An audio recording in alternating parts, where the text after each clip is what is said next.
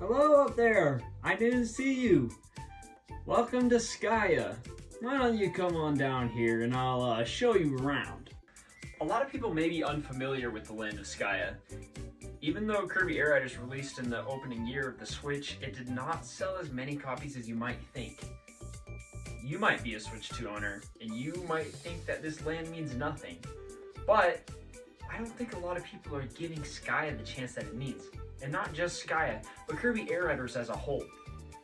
Why are you not playing this? I don't get it. Kirby Air Ride was released for the Nintendo Switch 2 on November 20th of 2025 by the legendary director Masahiro Sakurai, who originally created Kirby and hadn't worked on a Kirby game since his last time with Kirby Air Ride on October 13th of 2003. So it had been a while since he's worked on a project like this, but he wanted to come back, it seemed, and boy did it all work out. Because Kirby Air Riders is one of the greatest games of all time, and that might be sounding like it is a bit much, but I mean it from the bottom of my soul. And this might seem all fine and good, but Kirby Air Riders did not sell quite as well as I thought it would. You see, in March of 2026, Nintendo released a financial report telling us a bit more about how their games have been selling. The Nintendo Switch 2 had sold 19.86 million units, which is great. Incredible user base already to start off with. Then they released some of the games, and their top selling games are doing good, but the order of it is still pretty interesting to see. For starters, Mario Kart World sold 14.7 million units, which makes sense. It was bundled with the console, so most people got that off the bat. And Donkey Kong Bananas 4.5 million, which great game. Love Donkey Kong Bonanza. I could honestly make a whole video talking about how that probably should have sold more. Then you have the Pokemon games, and that makes sense. I mean, people would buy a Pokemon game where you pick up their poop. Like, people just love that stuff, and that's great. I'm not the biggest fan, but I've heard those games are great as well. And then Kirby Air Riders is sitting at the bottom of that top 5 at 1.87 million. And don't get me wrong, 1.87 million, close to 2 million units is a lot. Like, most games would love to have that. But coming from the context that this was made by Masahiro Sakurai, the guy behind Smash Brothers, and how big Smash Brothers has become since the last Kirby Air Ride, it is a little bit disappointing. The first game of Kirby Air Ride also didn't sell too many units, but that was also released in the same year as Mario Kart. And wait a second, they did it again. So I'm not sure if that has to come into effect of anything, but there is still a lot more that should be happening with Kirby Air Riders, because the amount of polish on this game is crazy to me, and the amount of people that haven't even given it a chance blows my mind. So let's get into the numbers a little bit, because if we're looking at how many people actually bought the game, it's kind of surprising. I've never been the greatest at math, so don't get me wrong, some of these numbers could be wrong, but from what I've understood, only about 9% of Switch 2 owners own Kirby Air Riders, so that's a pretty small percentage, especially for a game that should be as big as this. I'm honestly surprised this wasn't closer to the scale of Smash Bros. Obviously, it can't be the same. Smash Bros. Has a wide appeal of all the different types of characters in different games, while this is just Kirby. But the amount of polish that's in the game is comparable to Super Smash Bros. I have put a lot of time and dedicated a lot of time to this. But seriously, only 9% of Switch 2 owners. That is extremely small.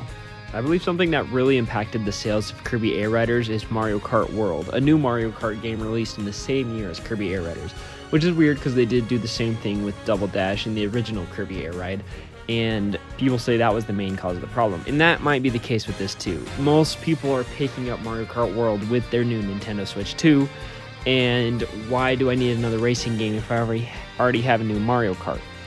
The thing is while Mario Kart World was pretty popular when it first came out, people have slowly stopped playing the game as much. I mean, everyone's always going to play Mario Kart, or the newest one, because most people don't care. But a lot of the seasoned pros and fans there's too much stuff happening in the game that doesn't really align with pro racing, and they just don't really like it. And especially with the intermission tracks and things like that. And I could get into a whole topic of Mario Kart World and its issues and great things. And I love Mario Kart World, don't get me wrong. The thing I'm trying to say here is Kirby Air Riders can kind of fill a void that Mario Kart World might not even be able to fill.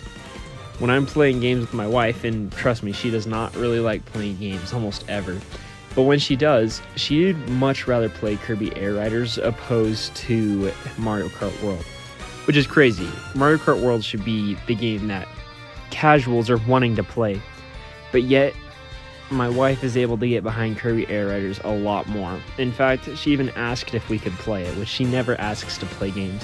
So I do believe that there is a broader appeal to this game, but a lot of people just aren't giving it the chance that it really deserves. Some of you at this point in the video might be asking, well, what's the point? What point are you trying to make? And I just wanted to have an outlet to share my love of Kirby Air Riders, because I do truly believe it's an amazing game, and probably one of the best games on the Switch so far.